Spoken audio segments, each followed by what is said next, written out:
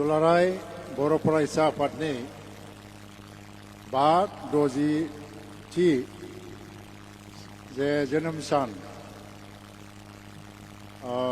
52थि जोनोम सान बेजों लोब्बा लाखिनानै दिनै बे गुवारडाङायाव खुंनाय गेवलां मेलनि मानगिरि आफादगिरि दुलाराय बर' फरायसा आफादनि आफादगिरि मुस्रि दिपेन बर' बेवहाय नुजाफैनाय बड'लेण्ड टेरिटरियेल रिजननि गाहाय मावफुं सोद्रोमा मानगिरि श्री प्रमद बर' दिनैनि गेवलां मेलखौ बेखेवलांनाय जोंनि बयनिबो सिबिनां हारिनिनो सासे सानसुमै आरो गोदोनिफ्राय हारिनि थाखाय खामानि मावबोनाय लिरगिरि शिक्षाविद मानगिरि সুরত নার্জারি স্যার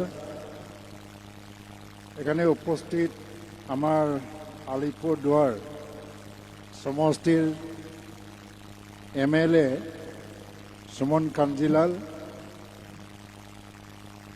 উপস্থিত আমার আলিপুরদুয়ার জেলা পরিষদের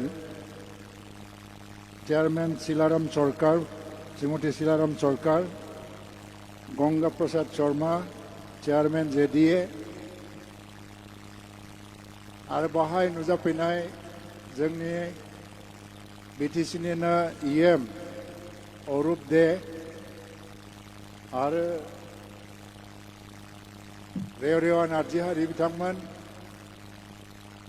एमएलए लरेन्स इस्लारि, जयंत बसुमतारी और जिरन बसुमतारी बिथांमोन, एमसीएलए माधव सेट्री और विल्सन हासदा, गुबुन गुबुन दैदेनगिरि बिथांमोन, दुलाराय बर' फरायसा आफादनि बोसोनगिरि पंकज स्वर्गियारि आरो दुलाराय बर' फरायसा आफादनिनो सोनाब बंगनि गोदोनि बड'फा उपेन्द्रनाथ ब्रह्मजों हाबा मावबोनायनि खाबु मोननाय दैदेनगिरि निक'डिमास हाजारि आरो गुबुन गुबुन आलासि बिथांमोन आरो रायजो राजाफोर, वेस्ट बेंगलनि बर'फोरनि गेजेराव जोङो सानफ्रामबो नुजालायबाय थानायनि मोनसे खाबु मोना। जों बहुद गोबाव गोबाव समनि उनावहायसो नुजालायनो खाबु मोनो। मालाबा बोसोरब्रै बोसोरबा, मालाबा बोसोरथाम बोसोरनै। बेनिखायनो नोंथांमोननि जेंनाफोरखौ जोङो बांद्राय सावरायलायनायनि खाबुबो मोना। नाथाय दिनै दुलाराय बर' फरायसा आफादा गावनि जोनोम सानखौ बेवहाय खुंनायनि जे थांखि लानानै खुंफैबाय गुवारडाङायाव, बे जोबोद मोजां मोनसे हाबाफारि होननानै आं सानो। आरो बेनिखायनो साननै आगोल आंखौ दुलाराय बर' फरायसा आफादनि आफादगिरिया बेयाव फैनांगौ होननानै बुंहरनाय बादियै आसामावनो गुबुन गुबुन हाबाफारि दिनैनि दिनाव गुबुन गुबुन जिल्लायाव आंखौ लेंनाय दंखायोमोनब्लाबो आं बै जिल्लाफोरनि हाबाफारिखौ गारनानै बेवहाय आं नुजाफैदों दिनैहाय। खारन आंहा नुजानो लुबैनाय दङ। मोनसे बिराद गोनां बाथ्राया मा, सोनाब बंगनि बर' फिसाफ्रा सासेबो ओरैबायदि बर' फिसा गैया जायनाखि बर' रावखौ रोङा। गासिबो बर' राव रोंजोबगौ आरो बर'नि हारिमुखौबो लाखिनानै दङ।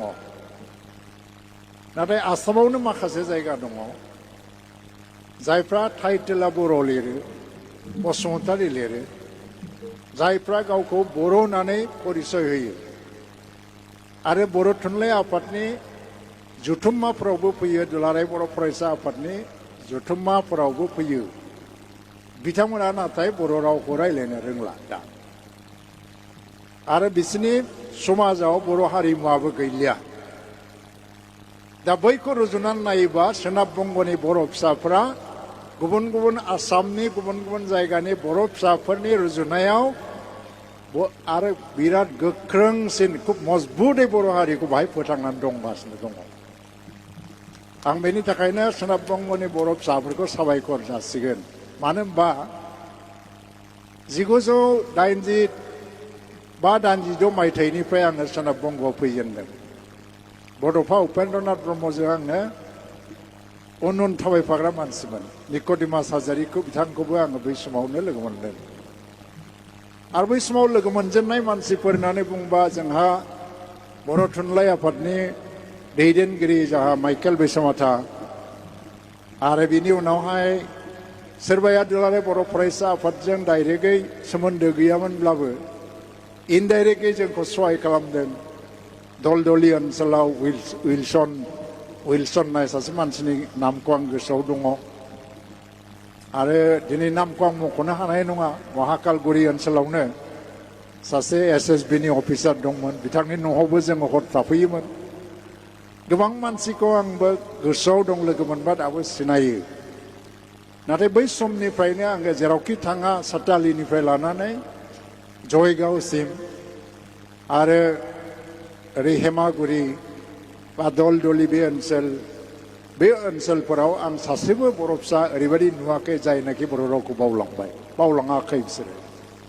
इभेन आलिपुरदुवाराव रायजो जानाय बर' फिसाफोर, जाहा माइकेल बैसोमुतिनि सासे बिबथि दङमोन, हायार सेकेन्डारिनि लेक्सारार, बिथांमोनखौबो आं लोगो मोनोमोन।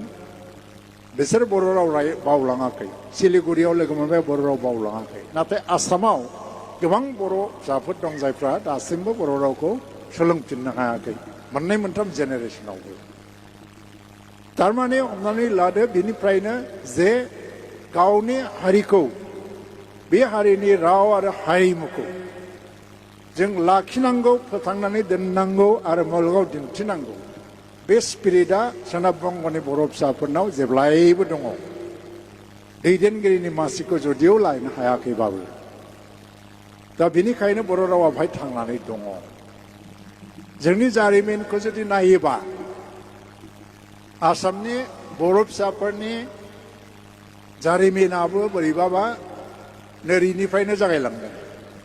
जे गोबां बर' फिसाया सोनाब बंगनिफ्राय आसामाव हाबहैदों, नाथाय आसामनिफ्राय सोनाब बंगआव हाबफैयाखै। दासिमबो गोबां गामि दं जायफ्रानाखि सोनाब बंगनिमोन। आरो बे हिसाबै बावहाय जोंनि हारिनि फारसे थानाय मोजां मोननाय सिबिनाया जेब्लायबो दङ। এখানে আমাদের বড় সমাজের কয়েকটা ছোট মোটো সমস্যা আছে। অনেক বছর ধরে আমি বাংলা খুব ভালো বলতে পারি না। আমি চেষ্টা করছি কি সরকারের সাথে কি ইস্যু আছে এখানে। দুইটা প্রধান ইস্যু। সম্মানীয় বিধায়ক আছে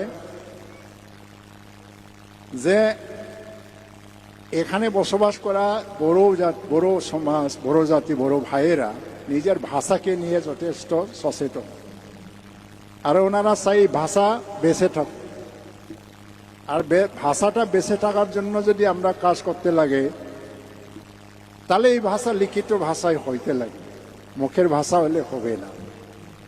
তো আমাদের আসামে এই ভাষাটা হইল কি বিশ্ববিদ্যালয় পর্যন্ত এটা মিডিয়াম অফ ইনস্ট্রাকশন হইল, আবার একটা ডিপার্টমেন্ট হলো সাবজেক্ট ল্যাঙ্গুয়েজ হয়ে গেল। আজকে ভারত সংবিধানের 8ম অনুসূচি মানে 8 শিডিউলের অধীনে যত ভাষা আছে এর মধ্যে বড় ভাষা একটা ভারতীয় ভাষা। কিন্তু পশ্চিমবঙ্গে ওরা চায় কি একটা সাবজেক্ট ল্যাঙ্গুয়েজ ইন্ট্রোডিউস করা যাক বড় ভাষাটা। নম্বা সাবজেক্ট ল্যাঙ্গুয়েজ লুবৈদং নম্বা সাবজেক্ট ল্যাঙ্গুয়েজের জন্য একটা দাবি আছে এখন পর্যন্ত, কিন্তু ওই দাবিটা কিন্তু আছে, দাবি রূপে আছে, কিন্তু সরকারের থেকে ওইটা মেনে নেওয়া হয়নি এখনো। তা আমি আশা করি এক সময় আসবে। আমাকে কিছু কিছু দায়িত্ব দিছিল যে কত মানে বড় পপুলেশন আছে, কয়টা প্রাইমারি স্কুল আছে, কয়টা হাই স্কুল চলবে, আর এটা শিক্ষার মাধ্যমে যদি এটা ইন্ট্রোডিউস করা যায় তাহলে ওই ভাষা বেঁচে থাকবে কিনা, একটা ক্রাইটেরিয়া পূরণ করতে পারবে কিনা। এর উপরে কিছু কাজ করা হচ্ছে আমাদের বড় সাহিত্য সভা সম্মেলন সভা থেকে সরকারকে দাখিল করা হচ্ছে। আমি অনুরোধ জানাবো, এখন মুখ্যমন্ত্রী পশ্চিমবঙ্গের মমতা দিদি উনি নিশ্চয় বিবেচনা করবে, সময়ে ওইটাও মানে সরকার এটা মেনে নেবে। আর দ্বিতীয় সমস্যা হলো এখানে কি প্রাচীনকালের থেকে এখানে বসবাস করা বড় মানুষ অনেক বনা অঞ্চলে আছে যাদের মাটিপট্টা হয় নাই। এখানে রাজ্য সরকার কিছু করতে পারে, কিছু হলো কি বন আইনের অধীনে করতে লাগবে, ফরেস্ট রাইট অ্যাক্টের উপরে যতটুকু সম্ভব। যদি এই প্রাচীন জাতিরকে মাটির অধিকার দেওয়া হয় সেটা আমাদের জন্য ভালো, সবার জন্য ভালো। কারণ এখানে বসবাস করা বড় মানুষ সবসময় মিলেজুলে আছে। আর পশ্চিমবঙ্গে বঙ্গ রাজ্যর স্বার্থর বিপক্ষে কোনোদিন যায় নাই ওনারা। আর শান্তিপ্রিয়, খুব সময় মানে এখানে গন্ডগোল করে না, বড় জাতি কোনোদিন আন্দোলন করে না। এখানে সবসময় সরকারের থেকে মিলিয়ে আছে সরকারের সঙ্গে। আরে যারা আছে এদের বেঙ্গলি ভাষী বা বেঙ্গলি লোক, ওদের সাথে মিলিয়ে কাজ করে। বেশিরভাগ বড়রা এখানে বেঙ্গলি ভাষাই কই, বেঙ্গলি ভাষা বলে। আর আপনারা শুনে একটু হয়তো বিশ্বাস করবে না, আসামের মধ্যেও আন্দিবেরের গোয়ালপাড়া জেলা এখন বঙাইগাঁও কোকরাঝার হয়ে গেছে। প্রথম ভাষা যদি মাতৃভাষা হয় বড় ভাষা আমরা বলি, কিন্তু দ্বিতীয় ভাষা বাংলা ভাষা চলে ওখানে বাজারে।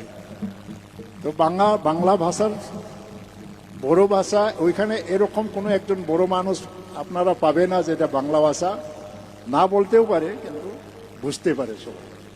তো আমিও খুব ভালো মানে বাংলা বলতে পারি না, কিন্তু বুঝতে পারি আমি। এই দুইটা সমস্যা নিয়ে আমরা সবসময় আলোচনা করি।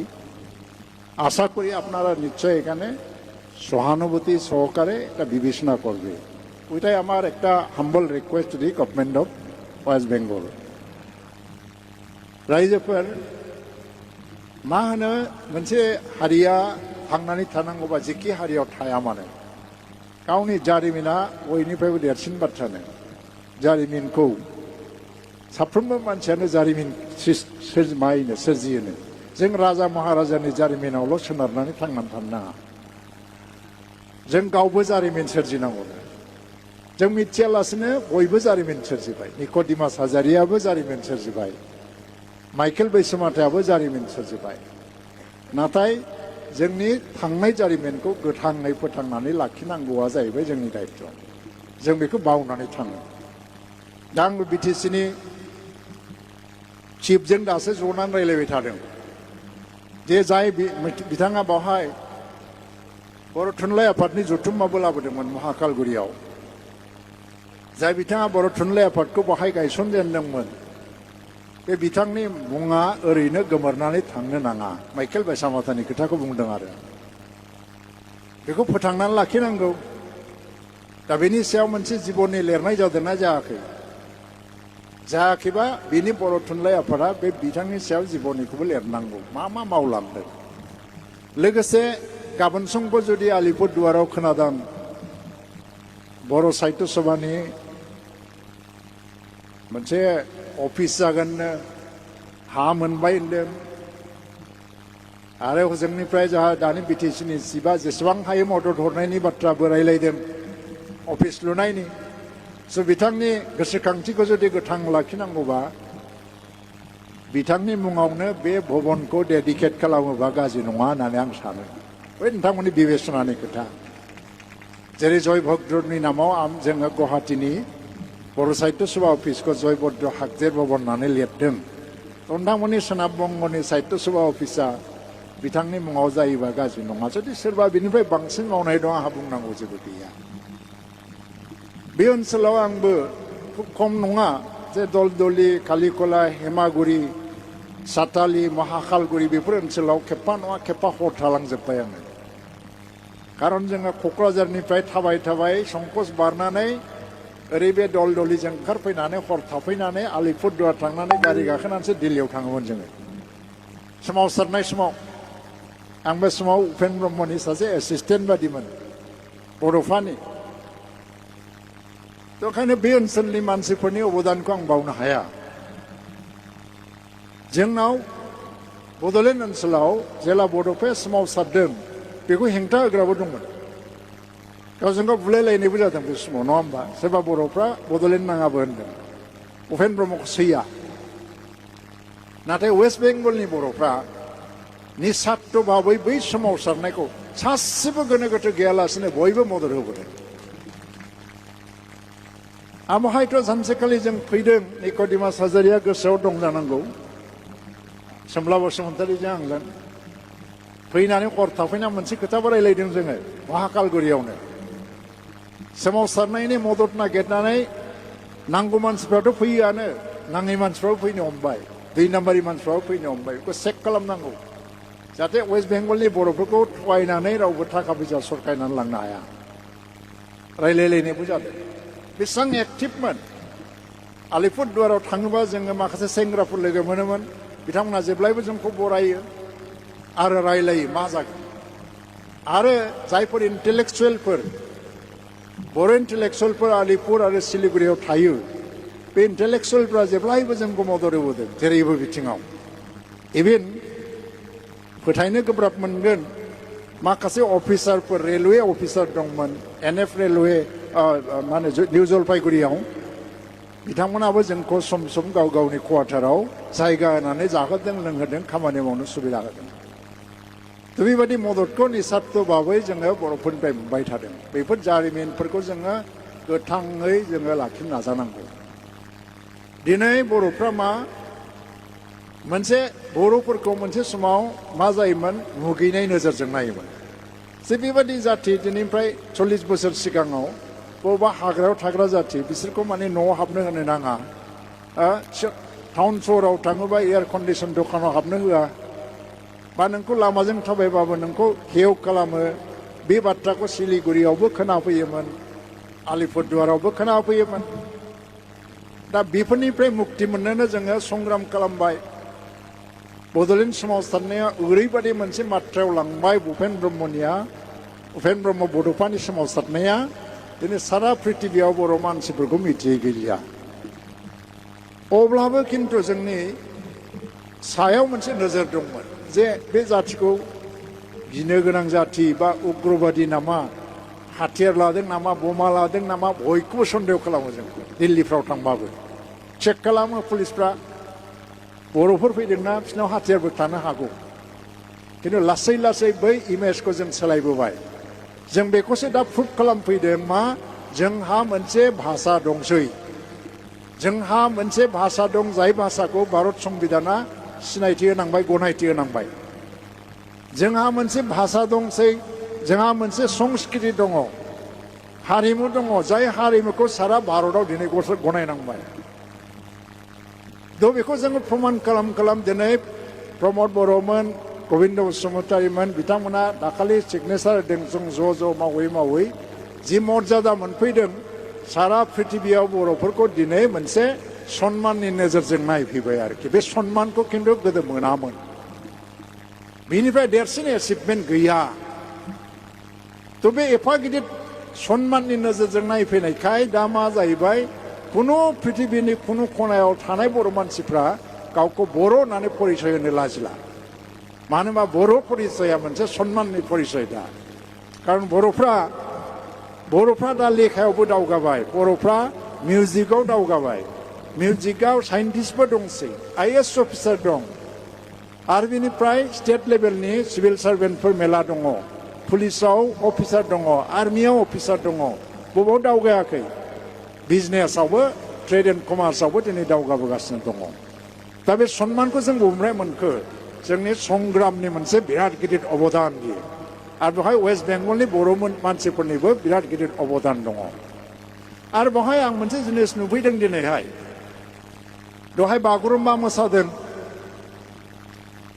जोंनि आसामाव बागुरुम्बा मोसाब्ला मेथाइ खननाय सिस्टेम गैलिया फ्राय केसेट दामो बा मबाइलाव अलरेडि रेकर्डिं दङ दामना होयो आरो बेवहाय खिन्थु खुगाजों बागुरुम्बा मेथाइखौ खननानै मोसादों थारमाने बे अरिजिनेल फर्माव दं दाबो नङा होमबा अरिजिनेल फर्माव दङ दा बेखौ जों लाखिनांगौ जों बै जिअग्राफिकेल बाउन्डारिखौ क्रस खालामनांगौ आसाम आरो वेस्ट बेंगलनि जिअग्राफिकेल बाउन्डारि बियो जोंनि हेंथा जानो हाया आंथ' लुबैयो मालाबा बर' थुनलाइ आफादनि गाहाय नेहाथारि आफादगिरिया वेस्ट बेंगलनिफ्रायबो जानो हाथों आं लुबैयो बेखौ बे बुहुमनि बर'फोर खौसे जा बे स्ल'गानखौथ' ओरैनो बुङाखै गोदोनिफ्राय लुबैयो जों नाथाय बे स्ल'गानखौ बड'फाया जेला मोनसे सोमावसारनायजों लाबोबाय सारा बुहुमनि बर'फोरनि खोमाव हाबहैजोब्बाय बुहुमनि बर'फोर खौसे जा सोर होदों बे आवाजखौलाय बे आवाजखौ खोनानानैनो बयबो फैयै फैयै दिनै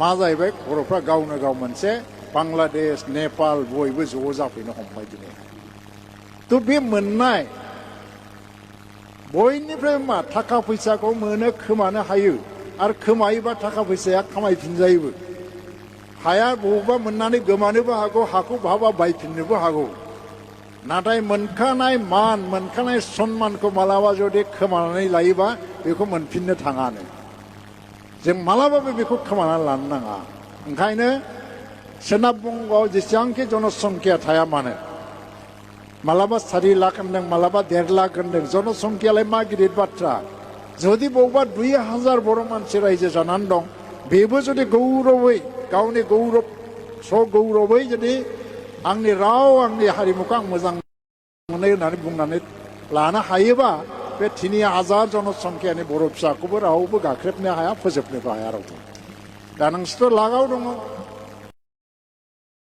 40 लाखसो दङ जायफ्रा राव गोमाबाय जायफ्रा बोरोना एसे आलदा जालांबाय बे थासेयावबो आसामाव बर'नि राव हारिमुवा गोमालांदोंमोन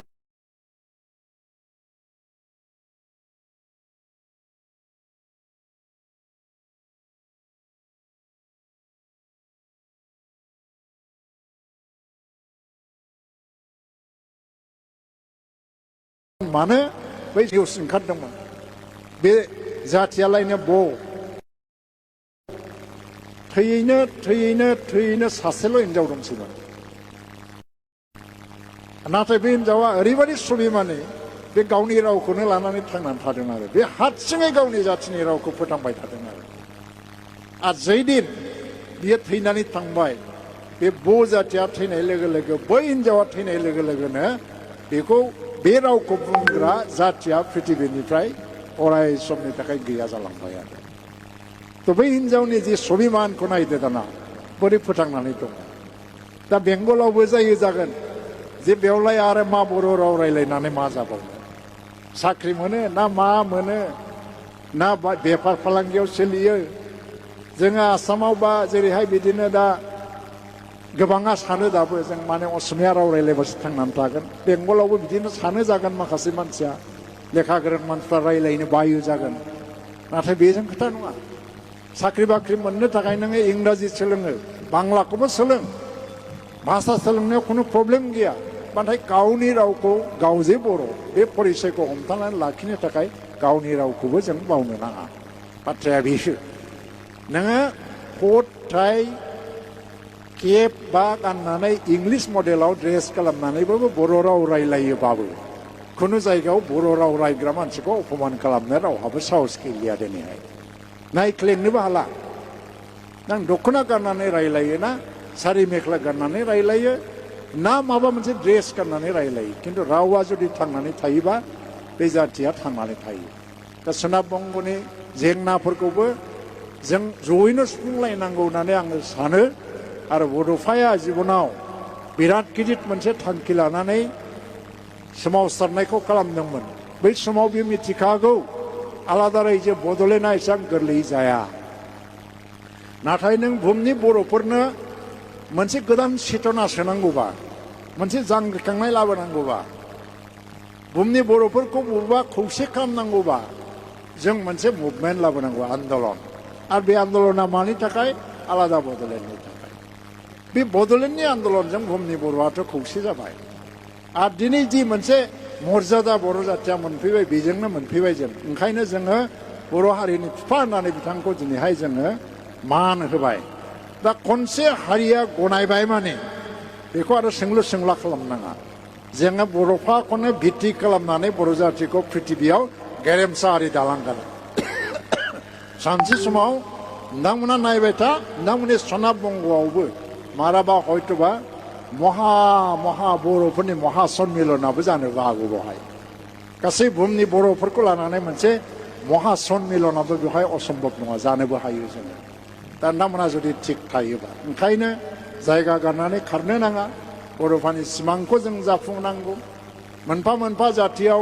साफा साफा रल मडेल थायो भारतबर्षआ दिनै महात्मा गान्धीनि सिमांखौ जाफुंहोनो मावैनो 75 बोसोर जाबाय आरो 100 बोसोर महात्मा गान्धीनि सिमांजों भारतखौ दालांगोन दाहाय बांला बेंगलि मानसिफ्रा सुभाष चन्द्र बोस बिथांमोननि मर्यादा बिथांमोननि मडेलखौ लानानै बाङालि भाषाखौ रबीन्द्रनाथ ठाकुरमोननि बिथांमोननि मुङैनो बांला जाति बा बेंगलि जातिखौ दालांनायनि मोनसे परिकल्पना बिथांमोना खालामो बर'फ्रा माखौ लानानै खालामनो बड'फानि आगोलथ' रावबो बेबायदि रल मडेल जाबोआखै दा खिन्थु बड'फाया रल मडेल जाबाय मानो रल मडेल जाखो सासे इनकाम टेक्स इन्सपेक्टर कमिशनारसिम थांगौमोन जातिनि थाखाय खामानि मावनो होननानै बे साख्रिखौ रेजिगनेसन होनानै सोमावसारनायनि लामायाव फैनानै सर्बस्व टेक खालामबाय आत्मटेक खालामबाय जिबनबो टेक खालामबाय जिबनाव खुनु सुख सान्ति मोनलाङासै बेनिफ्राय देरसिन बलिदान सोर होदों फालाय बेनिखायनो जों बेखौ रल मडेल हिसाबै लादों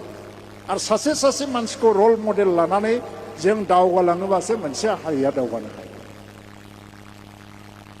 साब्रै रल मडेल जानो हाया बेवहाय मालाबाबो दा ओंखायनो सोनाब बंग'नि बर' फिसाफोरखौबो आं बेखौनो खावलायगोन गोसोआव दुरबलता लानो नाङा स्वाभिमान आरो आत्मगौरबनाय जिनिसा बिराद गिदिर बाथ्रा नोंथांमोननि जेंनाफोरबो लासै लासै जोबलांगोन लासैनो आरो दाथ' बड'लेण्ड इउनिभार्सिटि जाबाय बेफोराव थांनानै फरायहैनायावबो प्रब्लेम गैया सोरबा बर'नि सायाव माने जुदि PhD खालामनो गोसो जादों बर' डिपार्टमेन्टआव फरायनो गोसो जादों बेफोराव थांनानै फरायनायावबो प्रब्लेम गैया बर' फिसाफ्रा थांनायाव जेबो प्रब्लेम गैया बिदिनो गोबां इनस्टिट्युटफोर फैगासिनो दङ जोंनि गेजेराव क'अर्डिनेसनखौ लाखिनांगौ नंगौ आसामनि बर'फोरनि तुलनायाव नोंथांमोननि थांनानै थानायनि स्ट्रागोला एसे गोब्रासिन खारन बाय माइन'रिटि आरो नोंथांमोना इक'नमिकेलि जोबोद बेकवार्ड बिराद स्ट्रागोल खालामनो गोनां जायो नाथाय लासै लासै बै परिस्थितिफ्रा फैगासिनो दङ जे सारा भारतबर्षआव थानाय बर' फिसाफ्रा